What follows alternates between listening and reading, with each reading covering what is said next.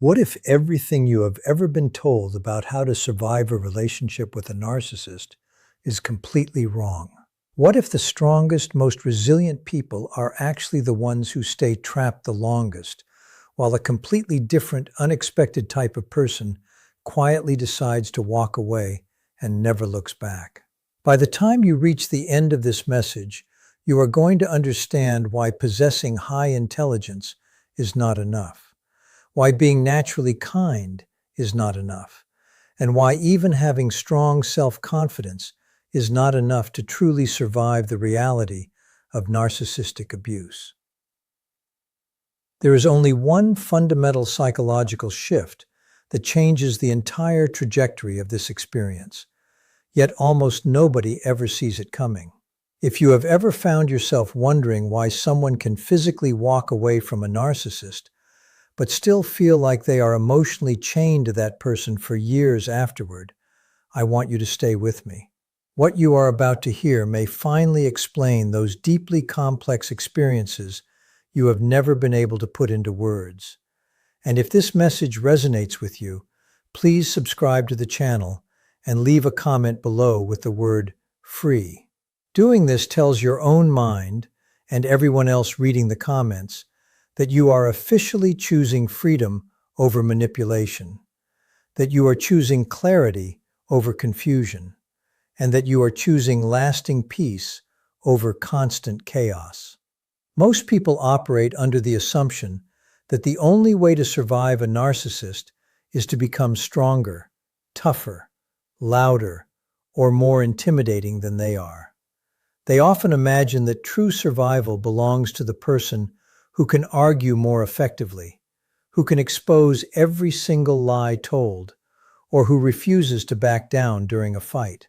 However, narcissistic relationships simply do not operate according to the ordinary, healthy rules of conflict. A narcissist often views any form of confrontation as a form of engagement, and that engagement is exactly what keeps the unhealthy, toxic dynamic alive and thriving. Every single attempt you make to prove your point, defend your character, or force them to take accountability can simply become another golden opportunity for them to manipulate the situation. This is precisely why so many highly intelligent, successful, and emotionally resilient individuals still find themselves feeling trapped for years on end. Their immense strength becomes redirected into endless, exhausting attempts to fix a situation that was never within their power to fix in the first place. The person who truly survives is not necessarily the person who appears the strongest on the surface, but rather the person who recognizes that survival begins with fundamentally changing the rules of the game. Instead of attempting to win every single disagreement, they eventually stop treating the narcissist as a person who can be persuaded through the use of logic or empathy. They come to understand that constantly seeking fairness from a person who actively benefits from unfairness only serves to deepen their own emotional exhaustion. Their focus finally shifts away from the impossible task of changing another person and moves entirely toward protecting their own emotional well-being. They begin asking themselves entirely different, more productive questions. Instead of spending all their time wondering how to make the narcissist understand them, they start asking why they are sacrificing so much of their precious energy trying to be understood by someone who consistently chooses not to understand them at all. That single powerful shift redirects all their attention from trying to exert external control to building internal stability, effectively creating the only true foundation for genuine freedom, instead of remaining in a state of endless emotional survival. One of the greatest misunderstandings about surviving a narcissist is the deeply held belief that the answer lies in becoming emotionally stronger than they are. While building personal resilience certainly helps, what truly changes everything is the practice of emotional detachment. This does not mean you have to become cold, uncaring, or incapable of love. It simply means reaching the point where your internal emotional state is no longer controlled by another person and their unpredictable, volatile behavior. A narcissist relies heavily on keeping those around them emotionally invested. Whether they are using affection, criticism, guilt, or confusion, as long as your inner peace is dependent on their approval, their apology, or their affection, they will always retain influence over your choices.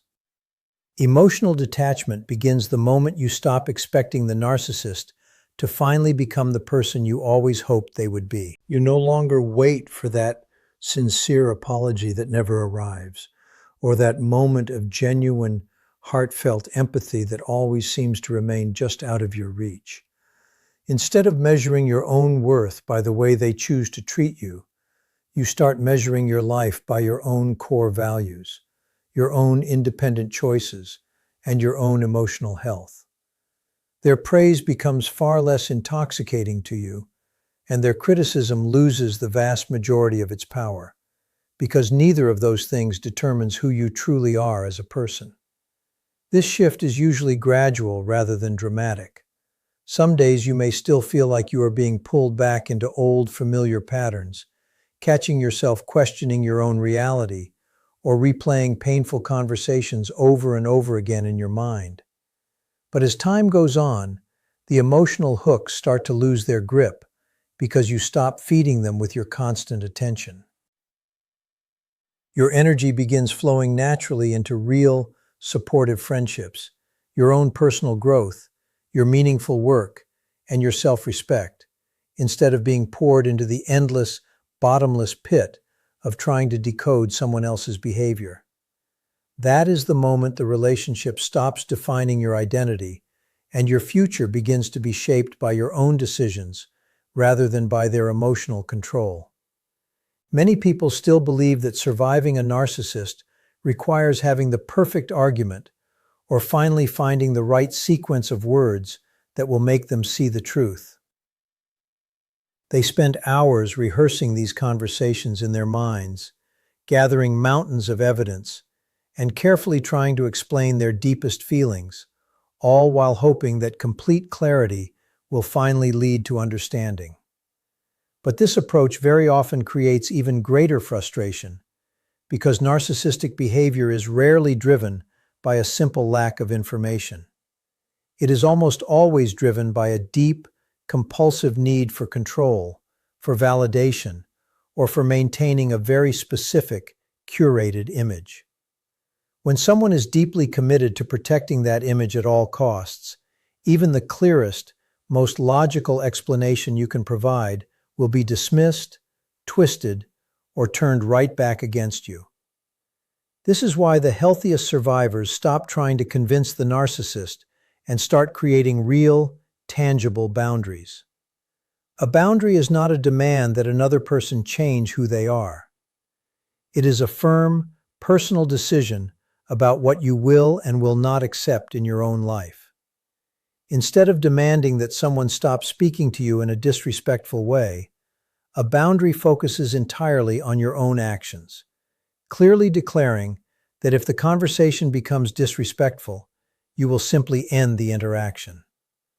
The focus shifts entirely away from trying to control another person's behavior and moves to controlling your own response. At first, setting these kinds of boundaries can feel very uncomfortable because they often trigger immediate resistance from the other person.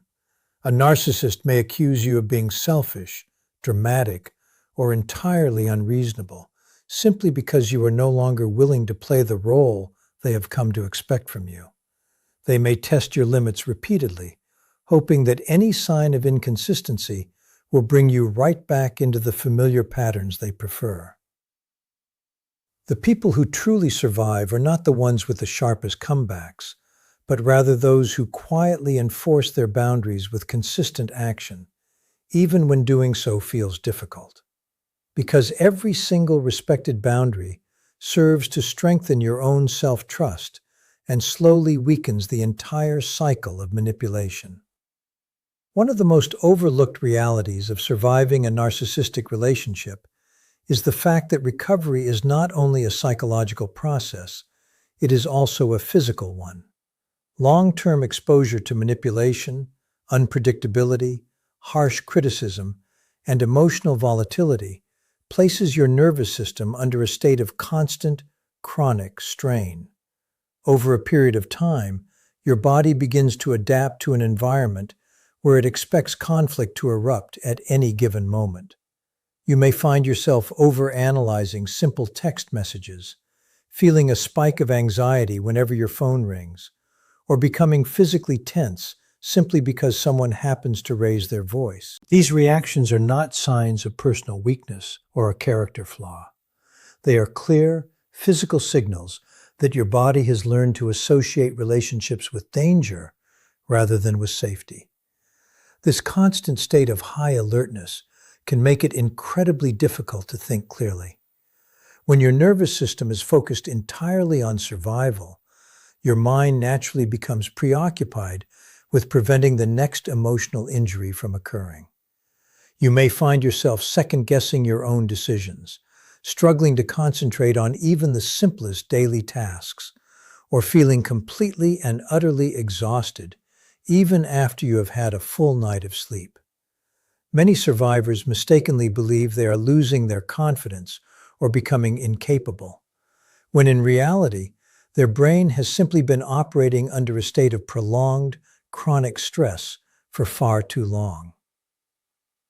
Healing begins when your body finally starts to experience real, consistent safety instead of the feeling of perpetual chaos.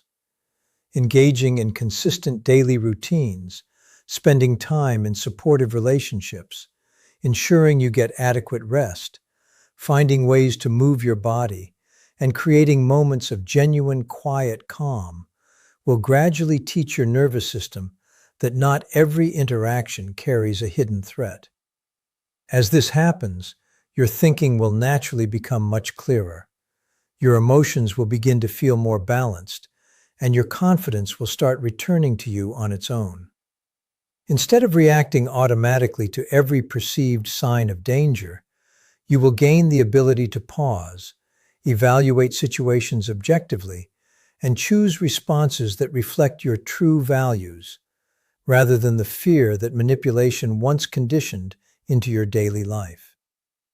If this conversation is helping you see your situation in a different light, please take a moment to like this video and subscribe to the channel. These ongoing discussions are designed specifically to help you recognize these unhealthy patterns, rebuild your genuine confidence, and move toward healthier, more peaceful relationships. Your support also helps this vital information reach other people who may be desperately needing to hear it today. One of the deepest and most painful traps in a narcissistic relationship is the lingering belief that if you can only find a way to explain yourself clearly enough, the other person will finally understand your true intentions. You spend countless hours replaying past conversations in your head. You choose your specific words with extreme care. You provide detailed examples, and you try your hardest to demonstrate your honesty. You do this because you genuinely believe that a simple misunderstanding is the real problem at the core of the relationship. But the reality of dealing with a narcissist is that the issue is almost never a lack of basic understanding. They may understand exactly what you mean, yet they still choose to distort your words because doing so protects their sense of control or allows them to avoid taking any personal responsibility for their actions. The more energy you invest in trying to prove your own sincerity, the more emotionally drained and defeated you become. This creates a painful, continuous, and exhausting cycle. Every unfair accusation you face feels like a direct invitation to defend yourself, and every false narrative they create feels absolutely impossible to ignore. Before you even realize what is happening, you find yourself spending far more time explaining exactly who you are to someone who refuses to listen, rather than actually living your life as that person. Your focus shifts completely away from pursuing your own personal goals and enjoying meaningful, healthy relationships, and instead moves entirely toward constantly managing someone else's distorted perception of you. That is a battle with no clear finish line, because the goalposts for being understood will keep moving every single time you think you are close. The people who eventually break free from this cycle realize that being misunderstood by someone who is fundamentally committed to misunderstanding them is not a personal failure on their part. They finally stop measuring their own self-worth by whether the narcissist agrees with their version of events. Instead, they allow their own actions, their core values, and their personal consistency to speak much louder than any number of endless explanations ever could. They come to recognize that not every false accusation deserves a passionate defense, and that not every conflict actually requires their participation to remain unresolved. By releasing the desperate need to correct every false belief or to win every single argument, they begin to reclaim the precious time, the emotional energy, and the inner stability that had previously been completely consumed by an unwinnable struggle. Perhaps the greatest and most tragic loss in a toxic, narcissistic relationship is not the time you spent, the opportunities you missed, or even the end of the relationship itself. It is the gradual, quiet, and insidious loss of your own identity. This loss rarely happens all at once in a single moment. Instead, it occurs through countless small, seemingly insignificant compromises that feel like no big deal in the moment. You stop expressing certain opinions because you know they will only lead to unnecessary arguments. You abandon your favorite hobbies or interests because they are constantly mocked, judged, or dismissed by your partner. You become deeply, perpetually cautious about the things you say, the way you choose to dress, the people you spend your time with, or the things that bring you genuine joy. You do all of this in a desperate, ongoing effort to avoid conflict and keep the peace. Without even realizing it, your entire life slowly becomes organized around the singular goal of keeping someone else emotionally comfortable, while your own fundamental needs and desires disappear into the background. Over time, the instinct for survival completely replaces your sense of authenticity. Instead of asking yourself what you truly want or what makes you happy, you begin asking yourself what will create the least amount of tension in the room. Your decisions become entirely driven by an underlying fear of criticism, rejection, or emotional punishment, rather than your own genuine preferences. The person you once recognized in the mirror starts feeling like a complete stranger because your energy has been invested in constantly adapting to someone else rather than simply living your own life.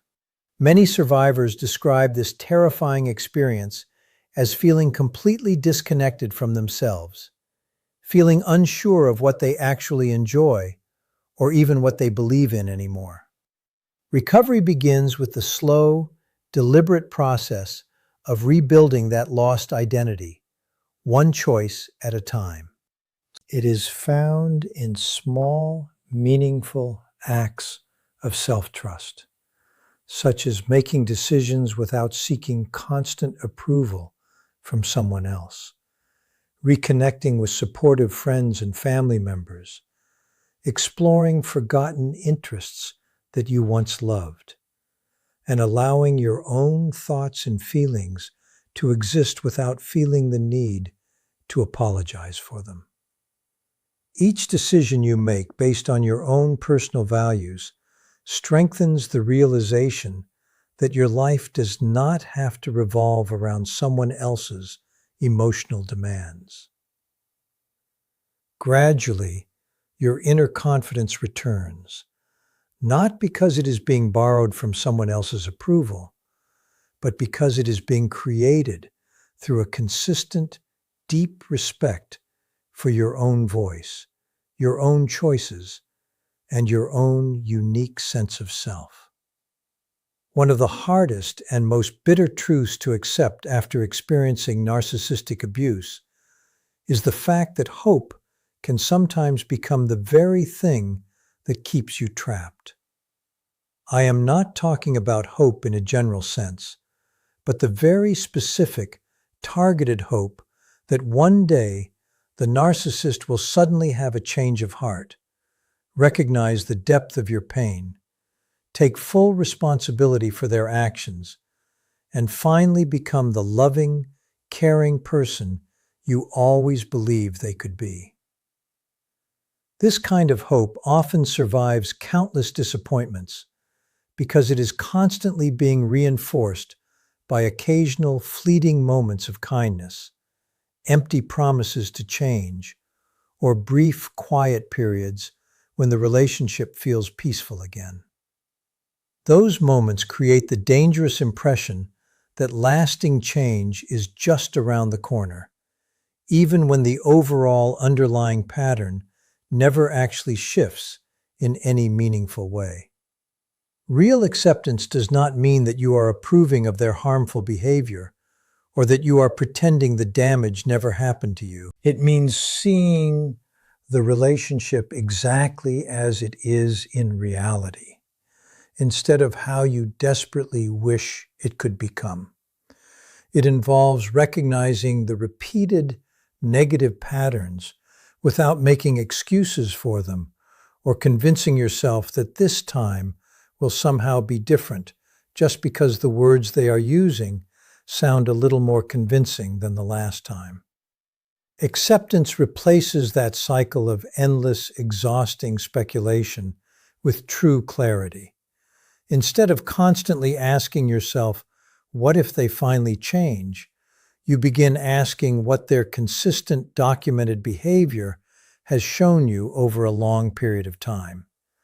That question is firmly grounded in objective reality, rather than in a hopeful but unlikely possibility. As your level of acceptance grows, your emotional energy is no longer spent waiting for a breakthrough that may never actually come. The compulsive need to analyze every single conversation, to search for hidden meanings in their words, or to interpret temporary improvements as permanent change begins to fade away. Your future decisions become based on their observable, consistent actions instead of their hopeful, empty predictions. This shift allows you to stop organizing your life around someone else's potential and start building it around your own well-being, your core values, and your actual future. It creates the necessary space for new relationships that are defined by consistency, mutual respect, and emotional safety, rather than by the constant uncertainty and repeated disappointment you have known for so long. Drawing from the clinical insights of Dr. Ramani, the one specific type of person who ultimately survives a narcissist is not the smartest, the most successful, the most attractive, or even the most naturally resilient. It is the person who becomes emotionally independent. Emotional independence means that your internal sense of worth no longer rises and falls according to another person's approval, criticism, affection, or rejection. A narcissist's influence entirely depends on their ability to convince you that your personal value is something they can choose to grant to you or take away from you. As long as you believe that is true, your emotions will always remain firmly tied to their unpredictable behavior. But the very moment you stop giving another person that kind of authority, the entire foundation of their control begins to crumble and weaken. If there is one singular truth you need to remember from everything we have discussed, it is this: surviving a narcissist is not about becoming harder, colder, or more ruthless as a person. It is about becoming more deeply connected to your own self than you ever were before. The person who truly breaks free is not the one who wins every argument or successfully exposes every lie. It is the person who no longer allows another individual's manipulation to define their identity, their inner peace, or their future. True healing does not happen on the day the narcissist finally decides to change, because that may never happen. Healing happens on the very day you decide to take back your own life and start living it for yourself.